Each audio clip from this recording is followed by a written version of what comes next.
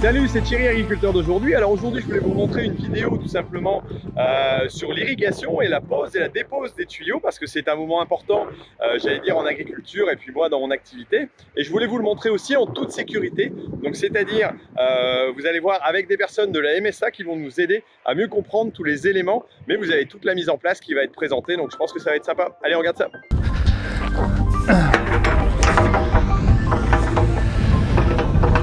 Alors une des premières choses à faire quand on installe l'irrigation, c'est tout simplement d'aller poser les tuyaux. Alors je vais faire attention de ne pas traverser la route avec, parce que je pourrais avoir un véhicule qui arrive tout simplement ici à côté. Et puis si jamais j'ai des lignes de tension au-dessus, je vais faire attention, donc toujours rester à l'horizontale, tranquillement. Et avec du vent, c'est pas forcément pratique. Ensuite, lorsque je vais vouloir brancher tous mes raccords, je vais aller installer ma vanne VBZ sur donc la sortie. Vérifier tout simplement que mon collier se serre bien comme il faut.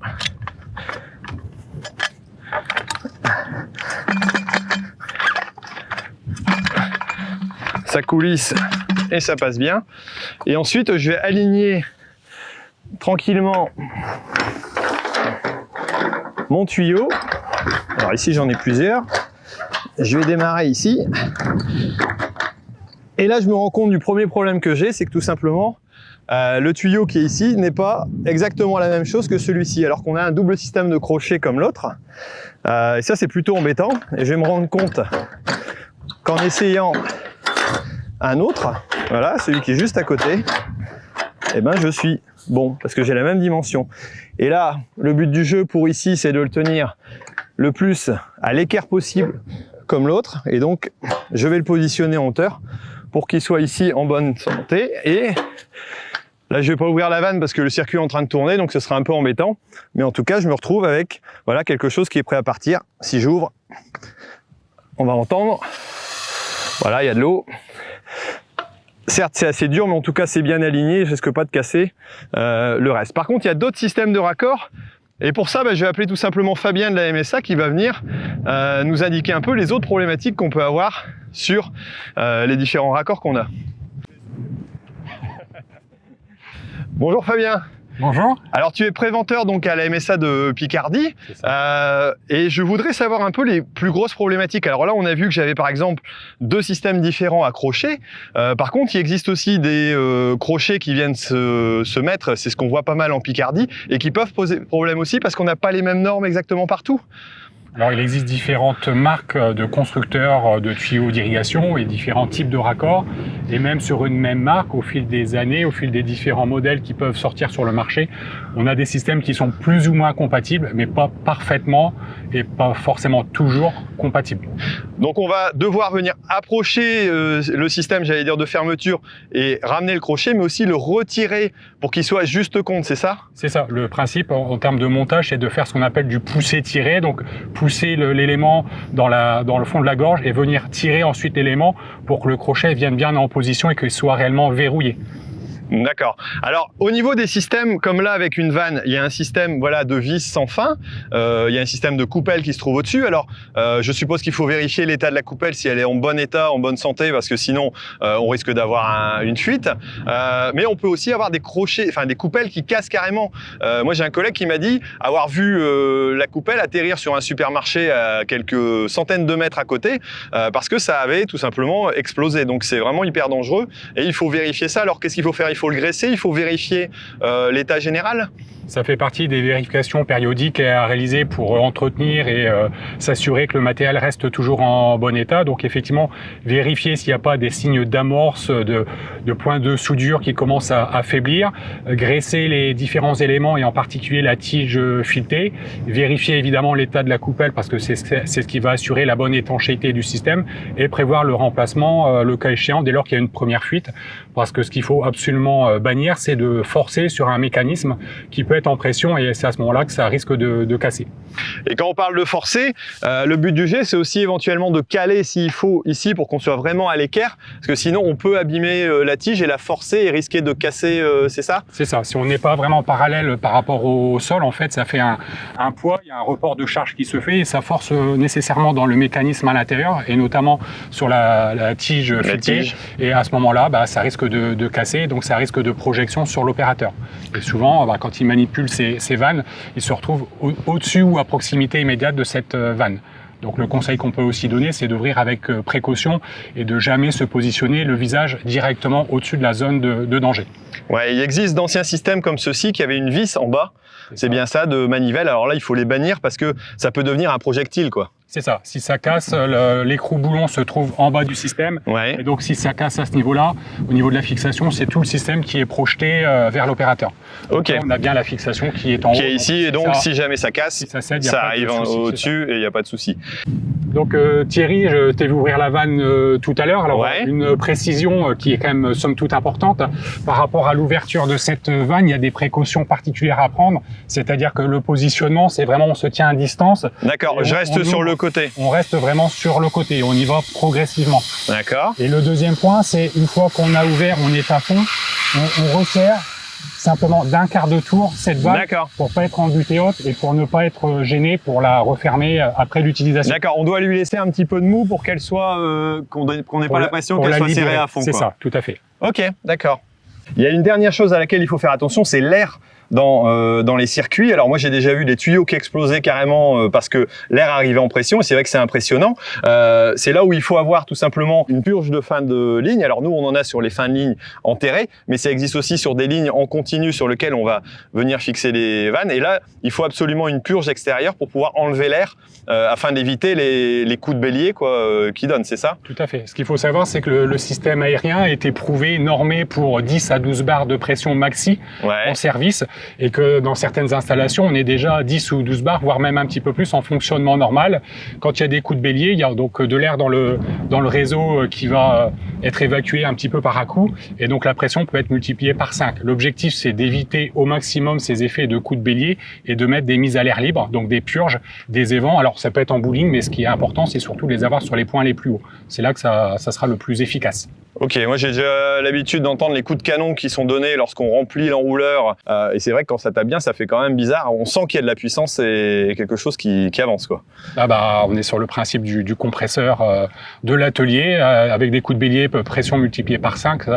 On peut imaginer un petit peu les forces et les pressions mises en jeu, quoi. Ok, maintenant qu'on a vu ce qui était pour l'installation de la ligne, on va aller voir peut-être l'enrouleur, voir comment ça s'installe. Allons-y. Allez, merci, on y va.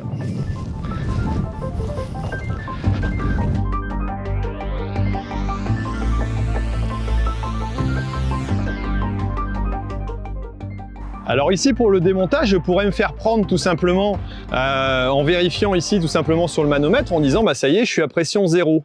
Mais en réalité, si je vérifie sur l'ordinateur de bord, je suis bien à 4,1 et c'est pas compliqué physiquement d'aller vérifier. Voilà, tout simplement je peux mettre debout, donc il y a de la pression. Alors si je m'amuse ici à venir ouvrir ma vanne, déjà à mon avis ça va être dur, mais j'ai pas intérêt à le faire parce que je risque de prendre une belle douche, voire de me prendre un coup de tuyau dans la figure, et là à mon avis c'est plutôt dangereux. Donc ce que je vais faire, c'est tout simplement utiliser la vanne qui se trouve ici, hop, qui va me permettre de dépressuriser, et à la limite, pour être certain de mon système, je vais aller sur mon ordinateur de bord, hop, aller sur le contrôle de la vanne manuellement, et venir ouvrir ma vanne sur le côté. Et là, je vais vraiment enlever complètement la pression parce que je viens de me rendre compte que mon petit robinet ici, il était bouché tout simplement. Voilà, donc il n'a pas enlevé l'ensemble de la pression. Et là, en faisant ça, j'ai réussi à dégager complètement la pression. On va voir le tuyau ici. Voilà, alors là, on voit tout simplement que le tuyau se dégonfle pas mal. Alors j'ai eu raison de vérifier parce que mon tuyau était bouché. Si j'avais pas vérifié ici, que j'avais regardé tout simplement directement sur le branchement, j'aurais ouvert, et avec la pression qu'il y avait, je pense que j'aurais eu un petit coup sympa. Donc là on est arrivé à 0 barre d'indication. On va voir. Je suis sûr qu'il y a encore de l'eau dans le circuit. Bon là, manuellement, j'arrive tout à fait à ouvrir sans difficulté. Voilà. Si je dégage, c'est quand même impressionnant parce que même à 0 bar, on a encore de la pression. Donc comme quoi, bien attendre que ici ça dégage avant de démarrer toute opération.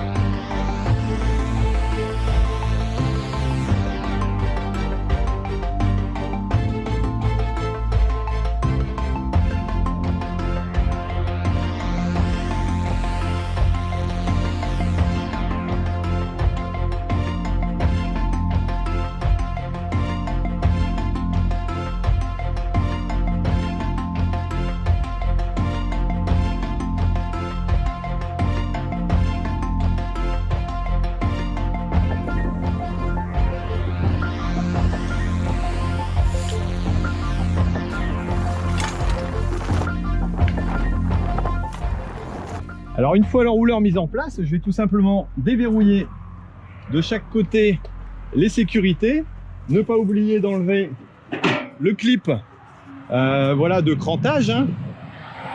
Et je vais pouvoir enfin aller tirer le canon pour l'emmener jusqu'au bout de la parcelle. Voilà, alors je viens de mettre en place tout simplement les tuyaux. Alors j'ai fait bien attention aussi qui est un bel arrondi, parce que si on a un angle, on risquerait d'avoir des tuyaux qui coincent tout simplement et ça peut finir par exploser carrément. J'ai déjà eu le tour une fois, donc je sais à quoi m'en tenir. Attention aux joints aussi, de vérifier qu'ils soient bien en position et à leur place.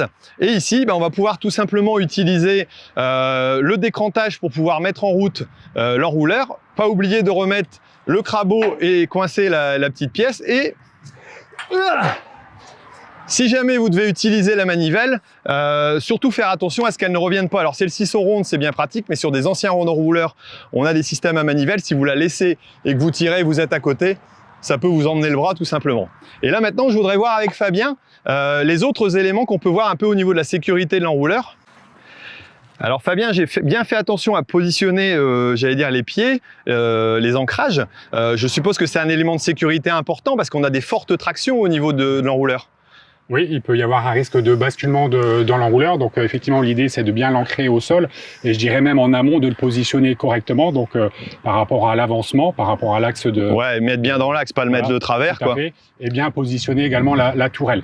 C'est faciliter le déroulage et éviter tous les incidents et les perturbations pendant l'irrigation. Alors après, c'est pareil, il y a des sécurités à prendre lorsqu'il y a fait un orage, par exemple, de penser à décoller le tuyau parce que sinon, on risque d'avoir trop de traction. Moi, j'ai déjà vu un enrouleur qui partait 6 mètres en avant parce que tout simplement, c'était trop dur. On peut avoir, j'allais dire, selon les végétaux aussi, j'ai déjà remarqué, voilà, si on n'est pas comme là, ici, on a la chance d'avoir la roue dans l'axe, mais avec les végétaux, ça peut vraiment tirer. Je sais que dans des poids, ça peut avoir une traction très forte, c'est ça? Ça fait une résistance importante, effectivement, en fonction des cultures ou des variétés. Donc, ça demande un effort beaucoup plus important et ça sollicite le mécanisme et les machines. D'accord. Et après, au niveau sécurité globale pour l'agriculteur, l'idéal, c'est de pouvoir être à 2 éventuellement pour installer. Au moins, il y a toujours une personne en sécurité. Mais je pense que si on est seul, il y a quelques principes peut-être de précaution à avoir pour dire, j'allais dire, de rester en sécurité. Il convient d'appliquer les procédures adaptées, de mettre en place toutes les vérifications nécessaires, étape par étape, et puis d'avoir un téléphone portable, le cas échéant, pour pouvoir alerter les secours. L'avoir peut-être sur soi, pas comme moi dans la... On peut l'avoir sur soi. D'accord, c'est ce qu'on préfère. Mais là, j'ai un peu de monde autour, donc ça va, je suis en sécurité. Ok. Est-ce qu'il y a d'autres éléments à voir au niveau de la sécurité, Fabien? Donc, on peut rappeler qu'il faut absolument bannir les interventions sur une machine en fonctionnement. Je pense notamment au système de trancanage. Donc, ne pas mettre ses mains. Ça peut sembler tourner relativement lentement, mais il n'empêche qu'il y a une force terrible. Donc, on intervient machine à l'arrêt avec les bons outils en respectant les préconisations. Ouais, jamais aller mettre les mains. Alors ici, on a un système super caréné au niveau protection. Bon, même si ici, voilà, on pourrait y placer les mains, ne jamais être trop proche accroche aussi, parce que c'est des éléments qui ont une puissance, qui ont une force extraordinaire, et c'est sûr qu'aller mettre les mains si le troncanage est de travers, on fait intervenir éventuellement quelqu'un, ou alors on arrive à détendre auparavant l'ensemble pour pouvoir y travailler, j'allais dire, en sécurité, quoi. Après, j'allais dire aussi, il reste un élément important. Alors moi, sur mon vieux Someka, j'ai pas de cabine, donc je suis obligé de mettre mon canon sur le côté parce que j'ai déjà eu le tour aussi, et ça peut être dangereux, d'avoir le retour d'eau qui arrive dans la cabine. Ça, je l'ai vu. Et après, il y a quelque chose d'assez impressionnant aussi, c'est lorsqu'on recule, parfois, on a une tension. Alors, le tuyau, il est un petit peu souple quelque part sur sa traction. Oui, il y a un effort permanent au final sur l'ensemble du tuyau, sur l'ensemble du système d'irrigation, mais effectivement, il peut y avoir des retours un petit peu brutaux. Donc le principe, c'est de rester à distance. D'accord, et puis faire attention, reculer tout doucement avant de décrocher tout simplement le canon. Bon, bah ok, bah maintenant je vais pouvoir mettre en route l'enrouleur et puis faire l'irrigation. Donc on a vu un peu tout ce qui se passait. Bah, merci Fabien de m'avoir donné un petit peu un éclairage sur l'ensemble des éléments de sécurité. Je pense que c'est vraiment important pour chacun parce que l'irrigation, c'est souvent dans la panique le week-end, le soir, on est parfois fatigué, mais reprendre des petites habitudes et se faire peut-être des checklists en disant bah voilà, est-ce que j'ai vérifié ça, moi je sais que j'ai dans ma tête les différents éléments en comptant, en disant bah voilà, j'ai bien décranté, j'ai bien ouvert ça, j'ai bien déverrouillé pour pouvoir tout simplement être au top et ne pas risquer d'y rester parce que franchement ça vaut pas le coup. Bon bah merci Fabien. Merci Thierry. Bon bah merci à vous tous d'avoir suivi cette vidéo. Alors si vous avez regardé ça, si vous faites de l'irrigation, que vous avez eu un petit problème technique, mettez-le en commentaire, dites-le nous. Et puis vous pouvez aussi découvrir les différents éléments, j'allais dire, qui sont fournis par la MSA, donc c'est-à-dire des PDF, ou alors vous renseignez même auprès de la MSA pour avoir les affiches et tout ce qui va bien pour avoir vraiment l'ensemble des éléments de sécurité. MSA Picardie, je vous mets le lien ici en dessous et puis vous aurez tout ce qu'il vous faut pour bien travailler dans les bonnes conditions. Bon bah allez, à bientôt. Et surtout ne l'oubliez pas, l'agriculture mérite d'être expliquée. Allez, ciao!